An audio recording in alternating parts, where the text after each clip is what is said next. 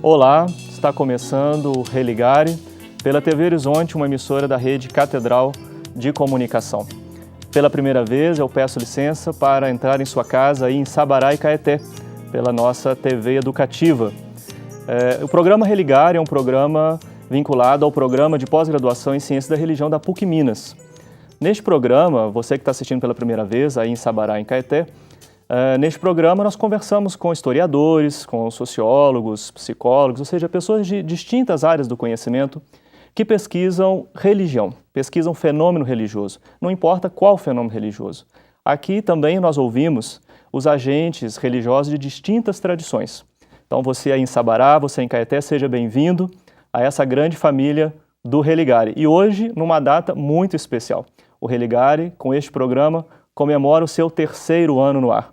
E este programa fica dedicado a toda a equipe aqui da TV Horizonte, que acompanha esse programa, que acredita e faz tudo para que o Religare chegue até você da melhor maneira, com os melhores convidados, com os melhores temas, para que você compreenda e saiba mais sobre o fenômeno religioso de uma maneira plural, aberta, dialogante.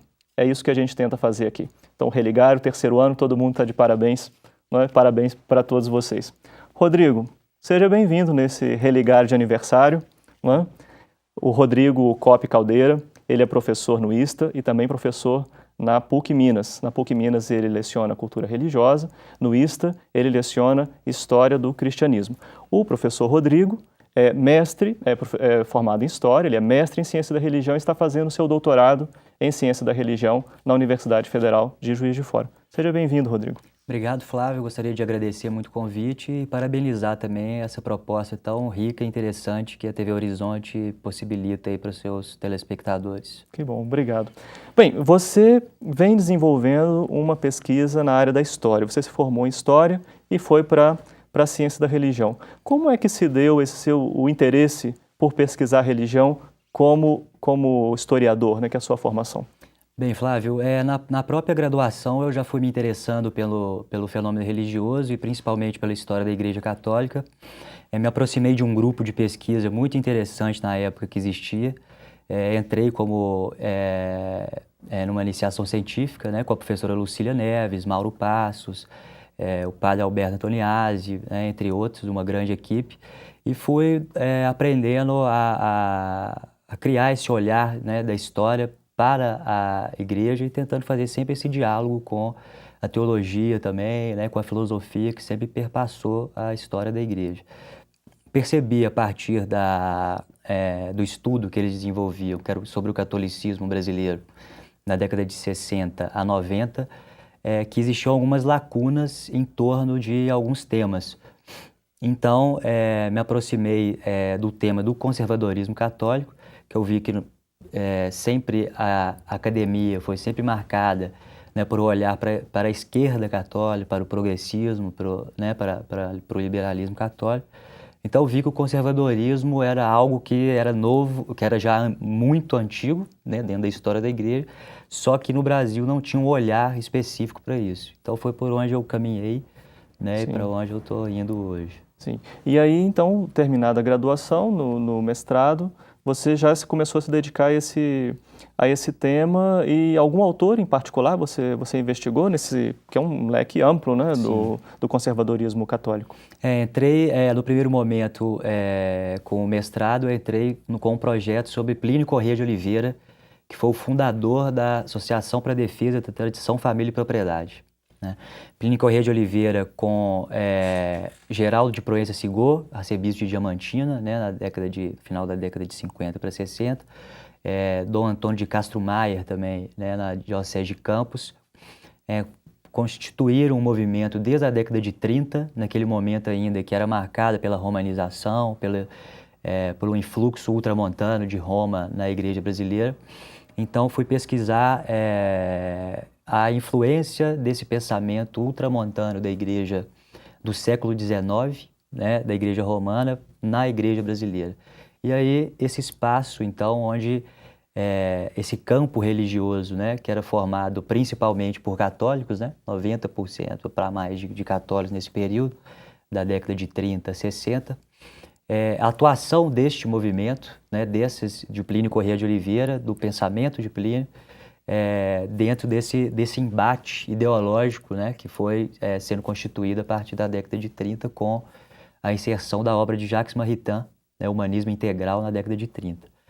Na década de 30, então, foi esse momento específico com o Jacques Maritain que faz essa divisão desse movimento católico brasileiro, né, de um lado fica a Ação Católica, né, que é constituída com Pio XI, e por outro lado fica as congregações marianas. Então, uma luta aí entre as congregações marianas de Plínio Corrêa de Oliveira com o grupo dele, né, que vão desenvolver uma grande atuação em São Paulo, como também o jornal Legionário, que depois vai se tornar o catolicismo, né, na década de 50. E esse grupo da Ação Católica que vai se especializando, né, e vai se abrindo mais às influências do mundo moderno. Sim. E Plínio e seu grupo, né, atuando, modernizando também, por um lado, sua forma de atuação, né, que se usa o jornal, se usa, né, a rádio, mas, por outro lado, o discurso ainda, né, continua fechado e restrito ali a essa igreja ultramontana, né, essa igreja antimoderna, antiliberal, enfim. Sim. Você disse que o pensamento de Jacques Maritain foi importante, né, como um divisor de águas. Em que, particularmente, influenciou o pensamento de Jacques Maritain nesse momento? Bem, Jacques Maritain ele vai trazer, porque anteriormente, quer dizer, o Humanismo Integral entra em 36.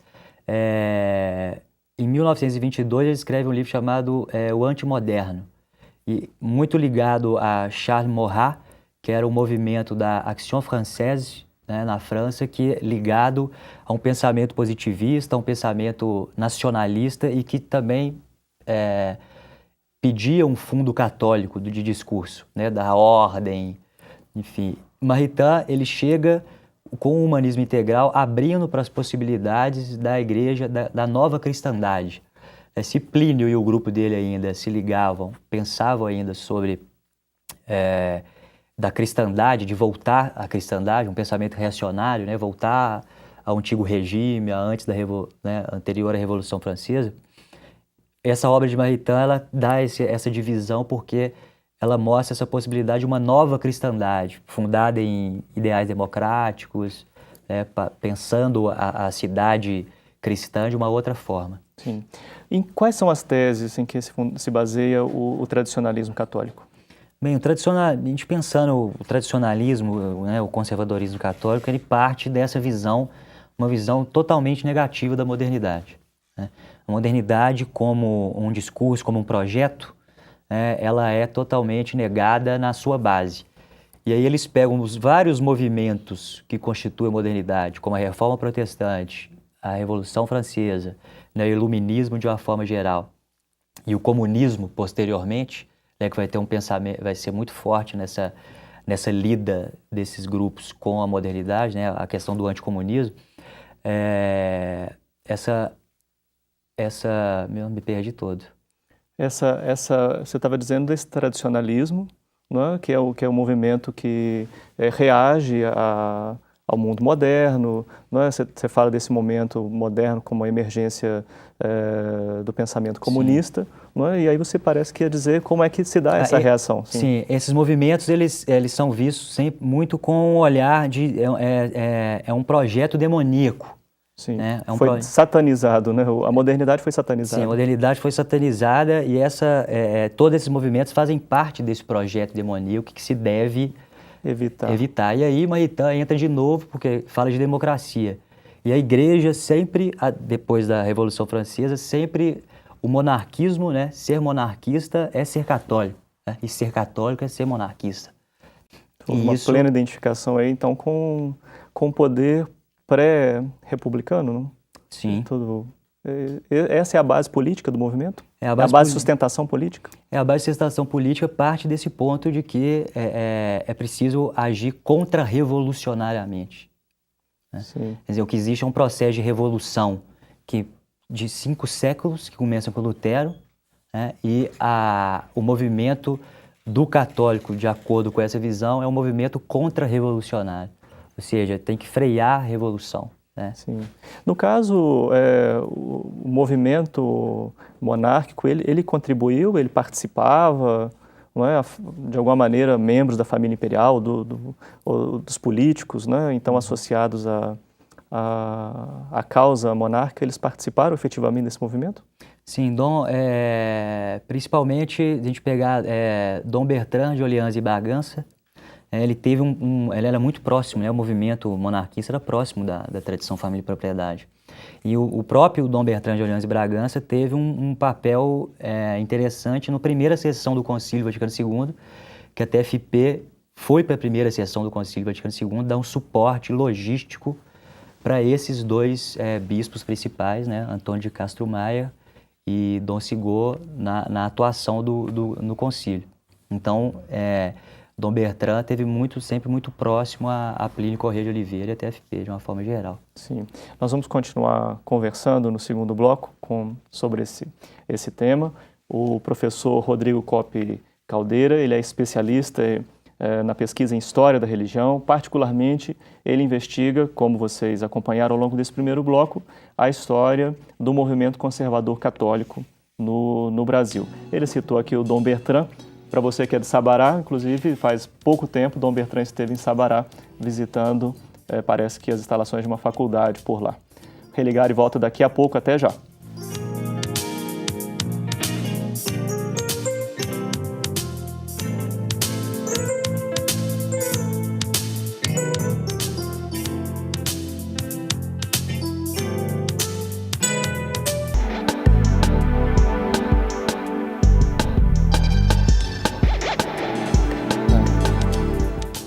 Estamos de volta com o Religare. Você também pode participar desta conversa, enviar uma mensagem para a nossa equipe. O nosso e-mail é religare@tvhorizonte.com.br. Você aí de Sabará, de Caeté, assistindo pela TV Educativa pela primeira vez o programa Religare, mande uma mensagem para a gente, diga o que você está achando deste nosso primeiro programa passando aí na cidade.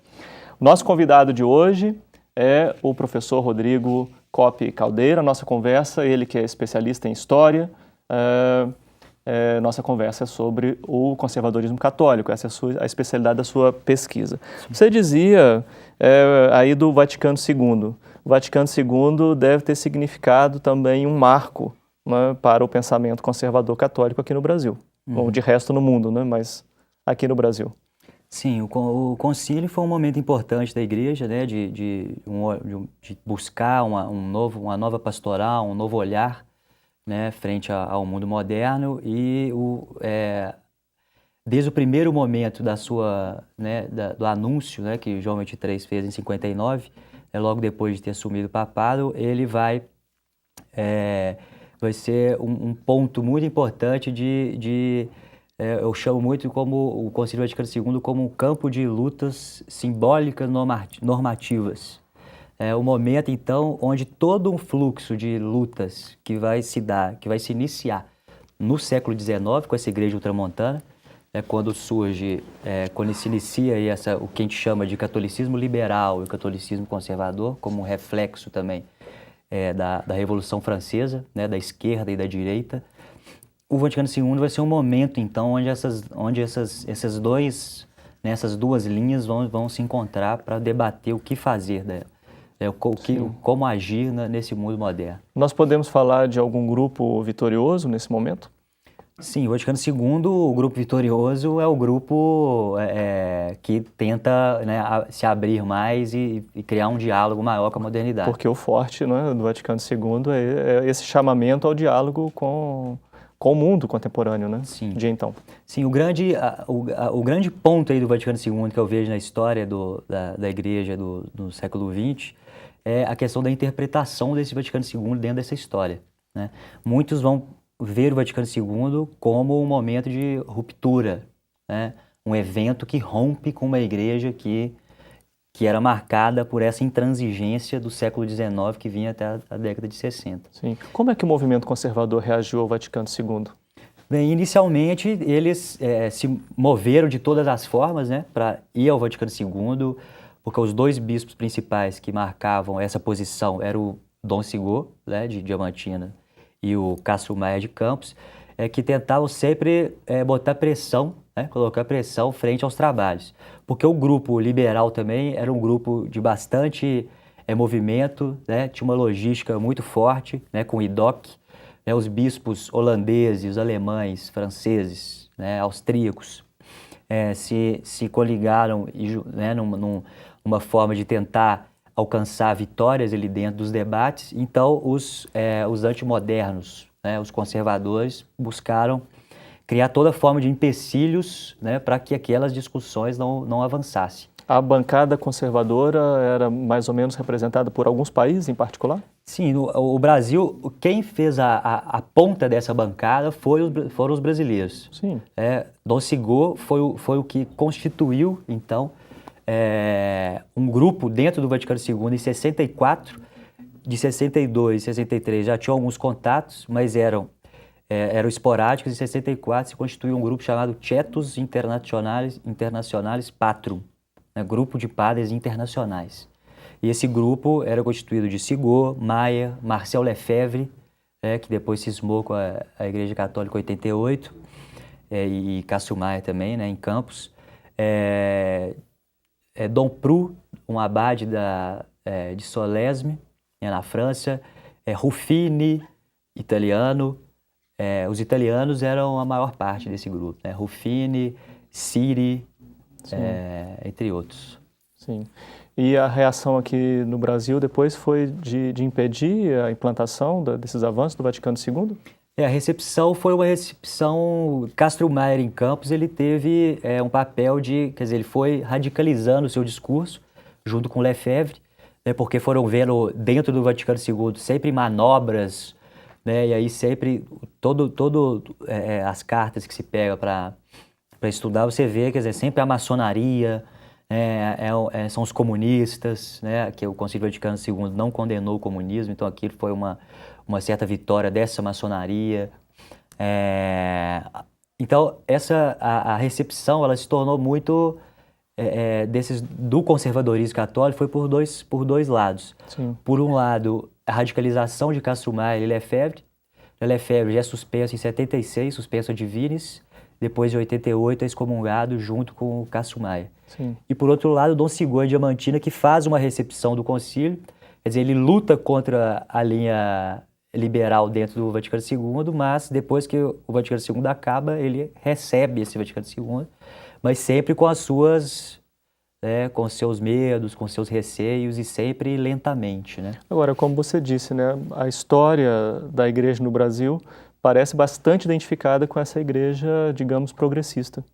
O catolicismo conservador ele fica um pouco na sombra, Sim. não é, assim, daquilo que a gente costuma compreender da história do cristianismo no Brasil. Mas e hoje? Como é que o movimento tradicionalista tem se posicionado? Quais são suas principais conquistas? Quais são suas atuais bandeiras? Como é que tem sido o movimento hoje? Bem, a bandeira principal aí eu vejo que é a questão da missa, né? Quer dizer, a questão da litúrgica, a questão da missa antiga também vem muito, muito ligado a esses grupos, né? Você pega a questão do latim, por exemplo, eles não aceitam, né, quer dizer, a nova missa, o missal de Paulo VI, né, reforma litúrgica, é visto como também uma forma de uma revolução demoníaca dentro da igreja. Paulo VI mesmo dizia no pós-concílio que talvez, se perguntando por onde a fumaça de Satanás entrou, por qual aresta essa fumaça de Satanás entrou na igreja, pensando nesse pós-concílio. E aí esses grupos conservadores, a bandeira principal é a questão do latim. E hoje, o que a gente vê? A gente vê que eles conseguem algumas certas vitórias, porque em 88 Lefebvre foi excomungado, só que nessa comissão Ecclesia Dei, marcada constituída por João Paulo II, estudou o processo de reintegrá-los. Uhum. Né? Então agora, por exemplo, no meio do ano passado, o motu proprio de Bento XVI, Summorum Pontificum, possibilitou novamente que a missa tridentina, né, a missa em latim antiga, fosse colocada em prática, né, recuperada. Uhum. Isso pode significar uma tentativa do atual papado em conciliar esses dois lados? Sim, eu vejo como, quer dizer, essa atuação de Bento XVI é uma forma de reintegrar esse grupo, né? Porque a missa em latim ela nunca foi abolida, na verdade, né? A missa tridentina do Missal de 62, né, que foi o último missal da missa tridentina, ela nunca foi abolida. Então foi sempre uma prerrogativa, uma busca desses grupos de se colocar aí frente de colocar essa missa, né, a missa antiga de volta, né, com toda a sua sacralidade, o canto gregoriano, enfim. Sim. Então o ponto fundamental, você diz que a bandeira principal do movimento é essa questão litúrgica, né? E por detrás isso revela um posicionamento político, você explicou no primeiro bloco, mas do ponto de vista teológico, você identifica algum elemento em particular assim, que caracteriza? A questão teológica é uma ligação muito forte com a escolástica, né? Quer dizer, a teologia Clássica, a teologia clássica, o tomismo, quer dizer, aquilo ali é onde eles se agarram, onde que a teologia, onde que pode acontecer a teologia. E desse pensamento ele se posiciona sobre essa presença que, além dessa igreja, digamos, liberal, né, da questão do diálogo com a modernidade, né, nós temos um movimento também na Igreja Católica que é a presença muito significativa de um movimento neopentecostal, né, no interior do catolicismo. Os tradicionalistas, eles se posicionam também em relação a esse movimento, né, de pentecostalização no catolicismo? Eles reagem na medida que o pentecostalismo é também um protestantismo. Agora, por outro lado, a preocupação deles não é essa. A preocupação deles é a interna, né? É a autodemolição da igreja, como o Lefebvre chamava esse processo do Vaticano II. O Vaticano II ele é tomado como a Revolução Francesa dentro da igreja. Sim. Quer dizer, quando a igreja aceita a modernidade, a igreja se ajoelha ao mundo moderno. Então, esse ajoelhar, o problema é interno, né? O problema é resolver essas questões internas, quer dizer, buscar onde estão infiltrados essas ideias e pessoas que... Ok. Olha, Rodrigo, fico muito feliz por você estar aqui justo nessa data, né, o Religário comemorando o 3º ano. Ouvir o historiador sempre ajuda a gente a compreender o nosso tempo. Então, obrigado por você ter participado. Obrigado também a você por estes 3 anos de audiência no Religário. Né, já são mais de 150 programas, 150 convidados. Né, em geral, raramente alguém retorna ao Religário, não porque a gente não crie espaço para o retorno, mas porque sempre tem gente nova, né, para vir falar aqui no Religário. Agradeço a todos os convidados que ao longo desses anos participaram aqui conosco e a você particularmente pela sua audiência. Na próxima semana o Religário vai abordar um tema também super interessante, que é o folclore. Né? Vamos conversar sobre a sabedoria popular, né? E o nosso convidado também seguramente vai ajudar muita gente a compreender esse tema. E a última notícia de hoje é sobre a abertura do edital para a nova turma do mestrado em Ciência da Religião da PUC Minas. O edital pode ser acessado na página do programa pucminas.br/ppgcr. O nosso telefone é 3319-4633, o código de Belo Horizonte é o 31. Religário vai ficando por aqui. Um abraço muito cordial e até o próximo programa.